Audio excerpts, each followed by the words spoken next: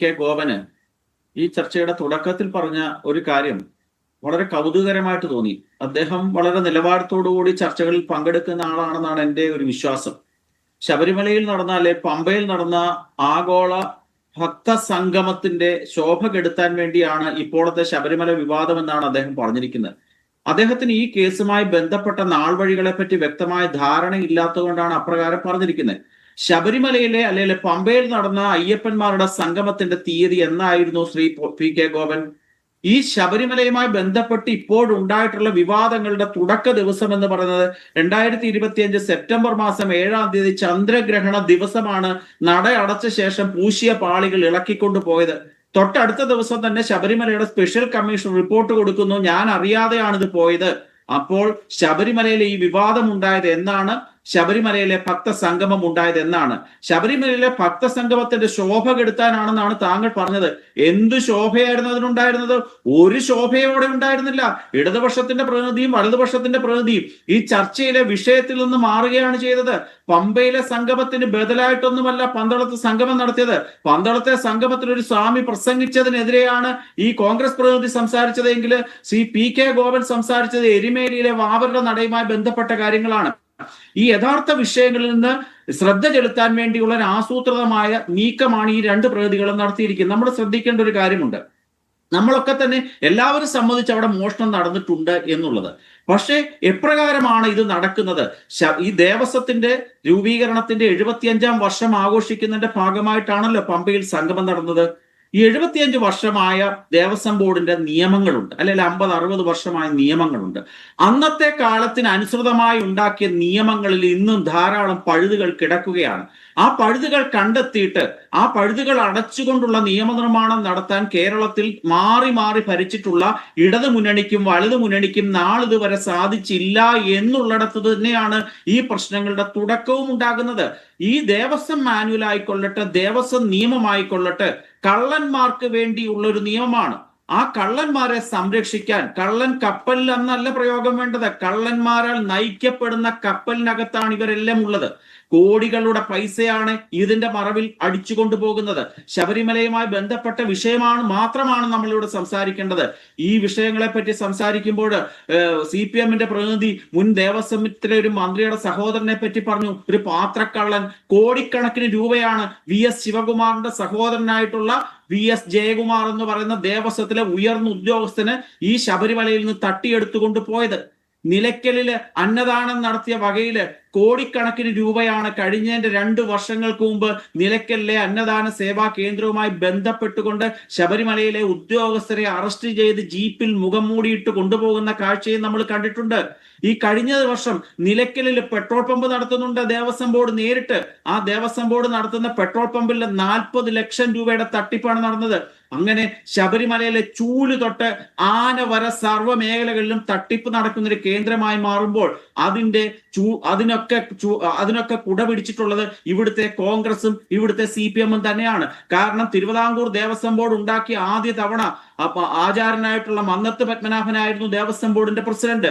അതിനുശേഷം വന്നിട്ടുള്ള മിക്കവാറുമുള്ള എല്ലാ ദേവസ്വം ബോർഡിന്റെ പ്രസിഡന്റുമാരും സെക്രട്ടറിമാരും ഒക്കെ തന്നെ ഒരു ധാർമ്മികതയും ഇല്ലാത്ത വ്യക്തികളാണ്. ഈ അടുത്ത കാലത്തായി കേരളത്തിലെ ദേവസ്വം ബോർഡുകളുടെ അധ്യക്ഷ സ്ഥാനം കാലുമാറി വരുന്നവർക്ക് വേണ്ടി റിസർവേഷൻ ചെയ്തിരിക്കുന്ന ഒരു പോസ്റ്റാണ്. ഇപ്പോഴത്തെ അധ്യക്ഷനെ തന്നെ നോക്കൂ, ശ്രീ പ്രശാന്ത്. അദ്ദേഹം കഴിഞ്ഞ കുറെ കാലത്തിന് മുമ്പ് വരെ KPCC-യുടെ ഒരു ഉത്തരവാദിത്തപ്പെട്ട പോസ്റ്റ് വഹിച്ച വ്യക്തിയാണ്.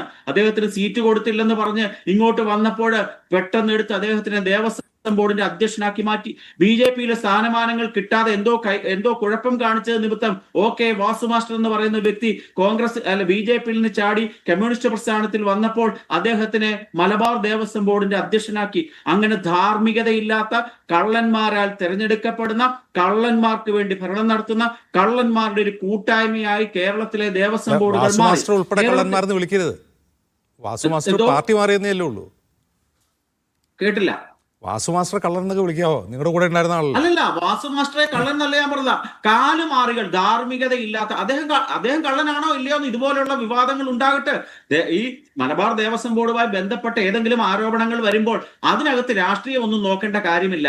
ആര് കള്ളം കാണിച്ചാലും ദേവസ്വത്തിന്റെ സ്വത്ത് ആരടിച്ചെടുത്താലും അവരൊക്കെ കള്ളന്മാർ തന്നെയാണ്. അതിനകത്ത് ഞാൻ രാഷ്ട്രീയം കാണുന്നില്ല, സൂചിപ്പിച്ചു എന്ന് മാത്രമേ ഉള്ളൂ. നമ്മൾ നിരവധിയായ ഉദാഹരണങ്ങൾ നമ്മുടെ മുമ്പിൽ നിൽക്കുകയാണ്. ഈ തിരുവിതാംകൂർ ദേവസ്വം ബോർഡിലെ ശബരിമലയെ മാത്രമായിട്ട് നമ്മൾ ഈ ചർച്ച ഒതുക്കരുത്. തിരുവിതാംകൂർ ദേവസ്വം ബോർഡിന്റെ സർവ്വ ക്ഷേത്രങ്ങളിലും തട്ടിപ്പും വെട്ടിപ്പുമാണ് നടക്കുന്നത്. ഒരു ചെറിയ ഉദാഹരണം ഞാൻ താങ്കളുടെ ശ്രദ്ധയിലേക്ക് പറയാം അജിൻസ്, താങ്കൾക്ക് അറിയുമോ എന്ന് എനിക്കറിയത്തില്ല. ഇപ്പോൾ ഹൈന്ദവ ഭവനങ്ങളിൽ ചില നേർച്ചകൾ നടത്തും. ഇന്ന കാര്യം സാധിക്കുകയാണെങ്കിൽ ഞാൻ ഇന്ന ദേവന് ഒരു 4 ഗ്രാമിന്റെ സ്വർണ്ണമാല കൊടുത്തേക്കാം, അല്ലെങ്കിൽ 1 ഗ്രാമിന്റെ ഒരു താലി ഞാൻ സമർപ്പിച്ചേക്കാം എന്ന് നേർച്ച നേരാറുണ്ട്. ആ നേർച്ച വിജയിക്കുകയാണെങ്കിൽ അല്ലെങ്കിൽ ഫലിക്കുകയാണെങ്കിൽ ആ വീട്ടുകാർ 4 പവന്റെ ഒരു മാല ഇപ്പോൾ എന്റെ വീടിനടുത്തുള്ള ചെട്ടികുളങ്ങര ദേവീ ക്ഷേത്രത്തിൽ സമർപ്പിക്കുന്നു എന്ന് കരുതുക. അവിടേക്ക് എന്റെ വീട്ടിലുള്ള ഒരാൾ ഈ 4 ഗ്രാമിന്റെ മാലയുമായിട്ട് അവിടെ ചെല്ലുന്നു. അവിടെ ഇരിക്കുന്ന ഉദ്യോഗസ്ഥൻ എന്താണ് ചെയ്യുന്നത്? ഒരു മാല നടവരവായിട്ട് എഴുതും രസീതിൽ, മാനുവലായിട്ടുള്ള ഒരു രസീത്, സ്വർണ്ണമാല എന്ന് മാത്രം എഴുതി എണ്ണം 1 കാണിക്കും. അതിനുശേഷം അവിടെ അതൊന്ന് ചാർത്തുമായിരിക്കും. പക്ഷെ അവിടെയാണ് തട്ടിപ്പ് തുടങ്ങുന്നത്. ഈ 4 ഗ്രാമിന്റെ മാറ്റിയിട്ട് അന്ന് വൈകുന്നേരമാകുമ്പോഴേക്കും ഇത്തരത്തിലുള്ള കള്ള കൂട്ടങ്ങളെല്ലാം കൂടെ ചേർത്തിട്ട് ആ 4 ഗ്രാം മാറ്റി 1 ഗ്രാമിന്റെ മുക്കുപണ്ടമോ അല്ലെങ്കിൽ 1 ഗ്രാം ഗോൾഡ് പൊതിഞ്ഞ ഒരു മാലയോ അവിടേക്ക് മാറ്റിയിട്ട് എണ്ണമാണ് കാണിക്കുന്നത്, ഗുണമല്ല, അളവല്ല കാണിക്കുന്നത്, അതിന്റെ ഫാഷൻ അല്ല കാണിക്കുന്നത്. ഇപ്രകാരം ധാരാളം കള്ളത്തരങ്ങൾ കാണിക്കുന്നു. ശബരിമല സാനിറ്റേഷൻ സൊസൈറ്റി എന്നൊരു പ്രസ്ഥാനമുണ്ട്. പത്തനംതിട്ട ജില്ലാ കളക്ടറുടെ അധ്യക്ഷതയിലുള്ള ഒരു സംഭവമാണ്. ശബരിമലയിലെ മണ്ഡലകാലമാകുമ്പോഴേക്കും പത്തനംതിട്ടയിലും നിലയ്ക്കലും പമ്പയിലും പന്തളത്തും അടൂരും ഒക്കെ ക്ലീനിങ് നടത്താൻ വേണ്ടി സാനിറ്റേഷൻ സൊസൈറ്റിയുടെ ആഭിമുഖ്യത്തിൽ തമിഴ്നാട്ടിൽ നിന്ന് 1000-1500 ജീവനക്കാരെയാണ് കൊണ്ടുവരുന്നത്. 450 രൂപയാണ് അവർക്ക് പ്രതിദിന വേതനം കൊടുക്കുന്നതെന്നാണ് കണക്ക് വരുന്നത്. ഒരു കാലത്തും ഞാൻ കൃത്യമായി പറയുകയാണ്, 1000 പോയിട്ട് 750-800 പേരാണ് വരുന്നത്. കാരണം അക്കൗണ്ടബിലിറ്റി ഇല്ല. ഈ 800 പേർക്ക് വേണ്ടി 1500 പേരുടെ കള്ളക്കണക്ക് എഴുതിയിട്ട് അവർക്ക് ക്ലീൻ ചെയ്യാൻ ചൂലി മേടിച്ചു കൊടുത്തു, അവർക്ക് കിടക്കാൻ വേണ്ടി വിരി മേടിച്ചു കൊടുത്തു, തുടങ്ങിയ രീതിയിൽ കള്ളക്കണക്ക് എഴുതി കോടികൾ അവിടുന്ന് തട്ടിക്കുകയാണ്. അങ്ങനെ ഹൈന്ദവ ക്ഷേത്രങ്ങളെ തട്ടിപ്പ് നടത്താനുള്ള രാഷ്ട്രീയക്കാരുടെ ഒരു വേദിയാക്കി മാറ്റുന്നു എന്നുള്ള ഒരു നിർഭാഗ്യകരമായ അവസ്ഥയിലാണ് ഇത് കടന്നു പോകുന്നത്. ശബരിമലയിലെ ഈ തട്ടിപ്പ് മാത്രമല്ല അന്വേഷിക്കേണ്ടത്, ഇതിന്റെ പിറകിലുള്ള അന്തർ സംസ്ഥാന ബന്ധങ്ങൾ അന്വേഷിക്കണം. അടുത്ത കാലത്തായി കഴിഞ്ഞ 25 വർഷക്കാലമായി ദേവസ്വം ബോർഡിന്റെ ചുമതലയിൽ ഇരുന്നിട്ടുള്ള വ്യക്തികളുടെ സ്വത്തിനെ പറ്റി അന്വേഷിക്കണം. ഒരു തട്ടിപ്പ് കൂടി, ഒരു തരികട കൂടി നടക്കുന്നുണ്ട്. ഈ ദേവസ്വം ബോർഡിന്റെ പ്രധാനപ്പെട്ട ബാങ്കർ എന്ന് പറയുന്നത് ധനലക്ഷ്മി ബാങ്കാണ്. അതൊരു ഷെഡ്യൂൾഡ് ബാങ്കാണ്, നാഷണലൈസ്ഡ് ബാങ്ക് അല്ല. ഈ ശബരിമലയിലെയും ദേവസ്വത്തിലെയും പൈസ ഇടുന്നതിന്റെ പ്രത്യുപകാരം എന്ന രീതിയിൽ ഈ ദേവസ്വം ബോർഡിലെ ഉയർന്ന ഉദ്യോഗസ്ഥരുടെയും ദേവസ്വം ബോർഡ് അംഗങ്ങളുടെയും ദേവസ്വം ബോർഡ് പ്രസിഡന്റുമാരുടെയും കുടുംബാംഗങ്ങൾ, മക്കൾ, കൊച്ചുമക്കൾ, ചെറുമക്കൾ, അനന്തരവർ തുടങ്ങിയവർക്ക് വേണ്ടി ധാരാളം സീറ്റുകൾ ധനലക്ഷ്മി ബാങ്കിൽ റിസർവ് ചെയ്ത് വെച്ചിരിക്കുകയാണ്. ആ വീടുകളിലെ ധാരാളം ആൾക്കാർ ധനലക്ഷ്മി ബാങ്കിൽ ജോലി ചെയ്യുന്നു. അതും ഈ അഴിമതിയുടെ ഭാഗം തന്നെയാണ്.